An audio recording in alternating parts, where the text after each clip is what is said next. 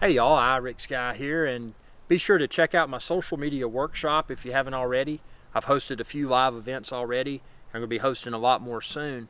But what I want to talk about within this video is what do I feel is the best camera and the best microphone for YouTube for YouTube content creation. So if you've watched my channel for a while, if you've been a subscriber, you know that I've been around for many years now. And throughout those years, my equipment has evolved, and I've found stuff that works well for me, stuff that didn't work well, stuff that was kind of mediocre. And then I finally decided that, hey, I've learned a lot, obviously, during the YouTube journey about capturing professional video and professional audio, but I also learned a lot because I'm a very thrifty dude. So, if there's a coupon or if there's something that I can get cheaper, I'm going to do it.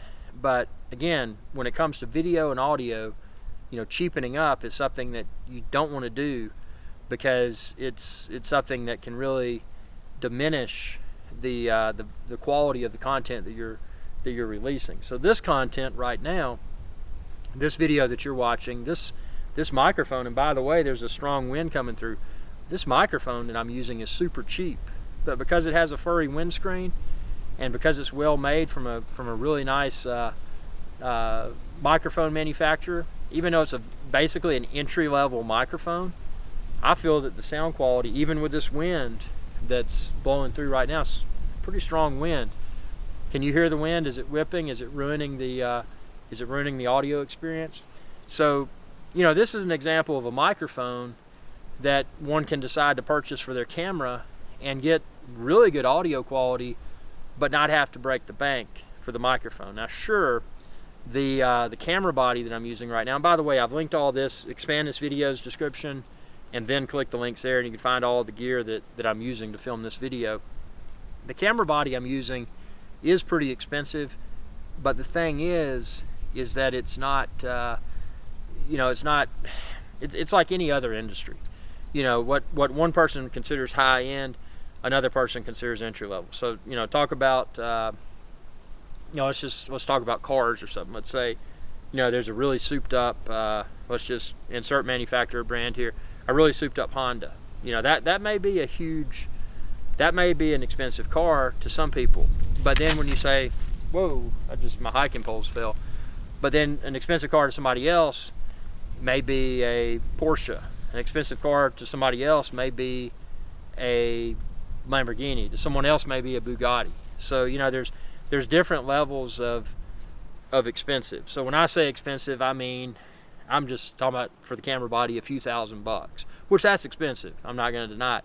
But for this video quality that you're seeing right now, I feel that using this expensive camera body, expensive in my mind, and this expensive lens is worth it because I'm using that, but I was able to save a little bit by using this microphone. So, again, it's a Rode Video Micro, the Sony Alpha 7R4, and then the 2470 GM. So you can find all that linked within this video's description. But you don't have to spend a ton to capture awesome video and awesome audio. So this is an expensive kit. I'm not going to deny it. It is expensive, but there's a lot more expensive gear out there. And actually a lot more expensive gear, when you look at this, I have no artificial light. This is all natural light outdoors. So, to be able to get this kind of performance, to be able to get this kind of autofocus performance, I'm not using manual focus. I don't have a film crew. This is just me testing this. So to be able to get this type of quality consistently with a camera and microphone solution is huge, because a lot of times, especially with my channel, Our Sky's Adventure channel, I've got one shot to get it. And there may be times where I don't have setup time. There may be something that's about to occur. It's spur of the moment. It was unexpected, like let's say an airplane flying over, a boat coming up or whatever, that I didn't anticipate. But because I know my camera equipment, I know my audio equipment, and I trust it, and I know how to use it, I'm able to capture that and get good quality. Because there's few things more disappointing than having an awesome moment, an awesome opportunity rather, to capture a really cool YouTube video and your camera system or your audio system failing you.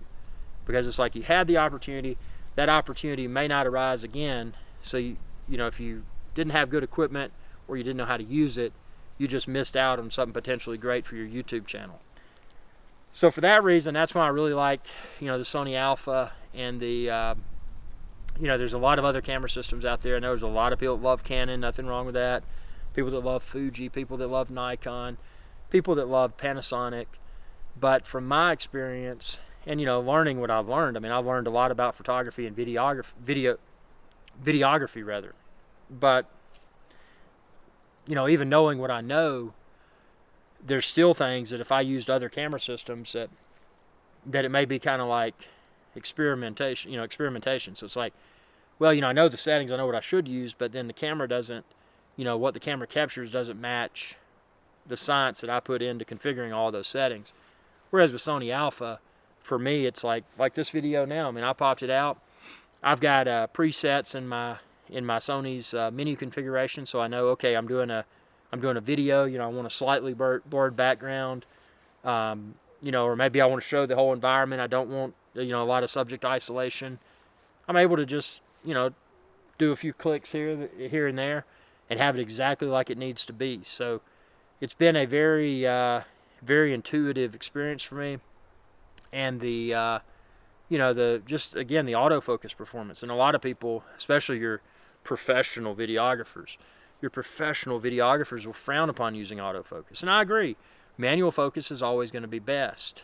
But if you can get quality autofocus experience, like you've hopefully seen throughout this video, then why fumble with all the other stuff? I know, you know, and then there's a camp of people that are like, oh, well, you know, we're artists and this, that, and the other because, you know, you're dumbing down the knowledge required to be a video, you know, videographer, for professional videographer or whatever, pro video, whatever verbiage they want to insert. It's almost like it's insulting that someone can pick up a camera system and capture quality as good or better than what they're doing.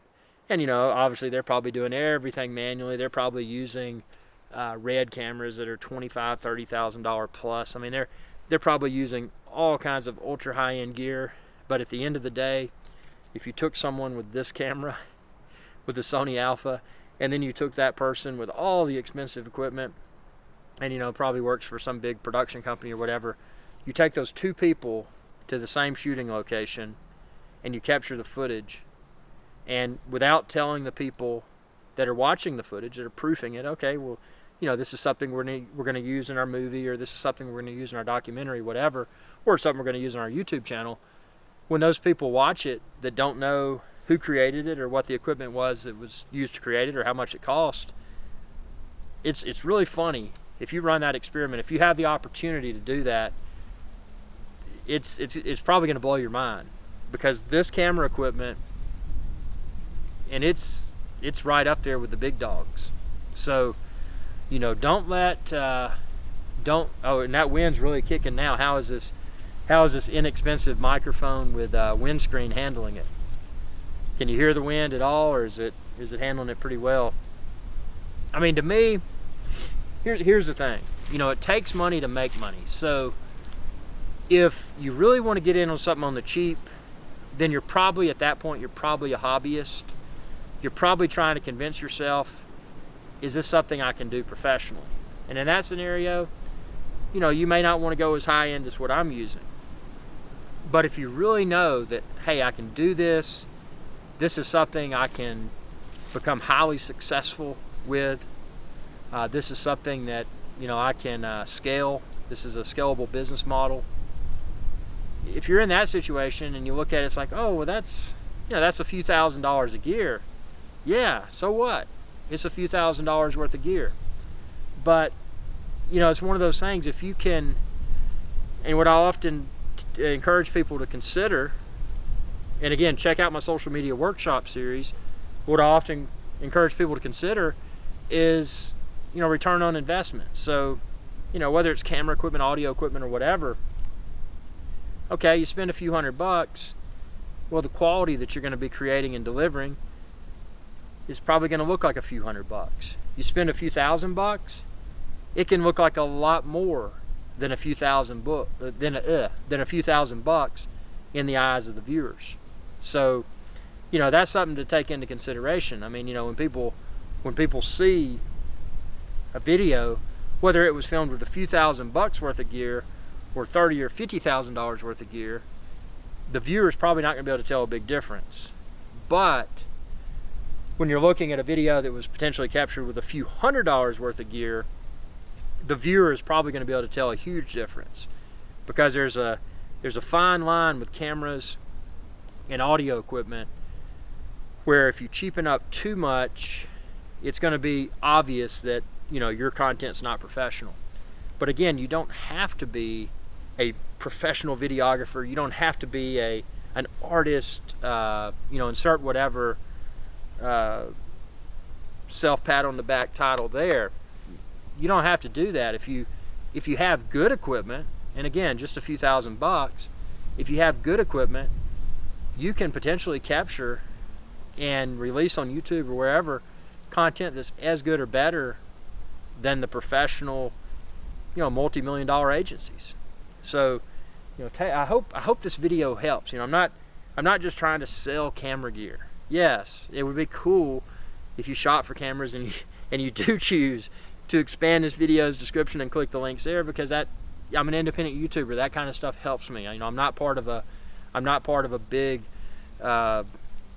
production company with all the flashy this, that, and the other. I mean, I'm just an independent YouTuber that likes to have fun and learn.